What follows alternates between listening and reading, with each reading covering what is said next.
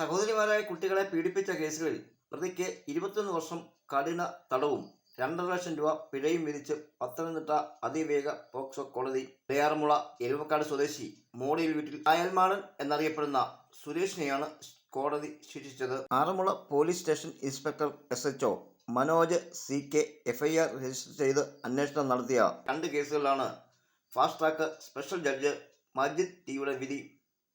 പ്രതി 2018 മുതൽ 2021 വരെയുള്ള കാലയളവിൽ പല രാത്രികളിൽ കുട്ടികളെ ലൈംഗികമായി ഉപദ്രവിക്കുകയായിരുന്നു. കുട്ടികൾ ഈ വിവരം സ്കൂളിലെ പ്രധാന അധ്യാപികയോട് വെളിപ്പെടുത്തുകയായിരുന്നു. 2023 ജാമ്യത്തിൽ ഇറങ്ങിയ പ്രതി ഒളിവിൽ പോവുകയും 2025 വീണ്ടും പിടിക്കപ്പെടുകയും ചെയ്തു. ഇരു കേസുകളിലും ജീവപര്യന്തം കഠിന തടവിന് പുറമെ മറ്റ് വിവിധ വകുപ്പുകൾ പ്രകാരം 21 വർഷവും 7 മാസം കഠിന തടവും 2,50,000 രൂപ പിഴയും അടയ്ക്കാൻ പ്രതി ബാധ്യസ്ഥനാണ്. കയൽമാടൻ എന്ന അപരനാമമുള്ള സുരേഷ് MK മറ്റു പല കേസുകളിലും പ്രതിയാണ്. പ്രോസിക്യൂഷനു വേണ്ടി അഡ്വക്കേറ്റ് റോഷൻ തോമസ് ഹാജരായി.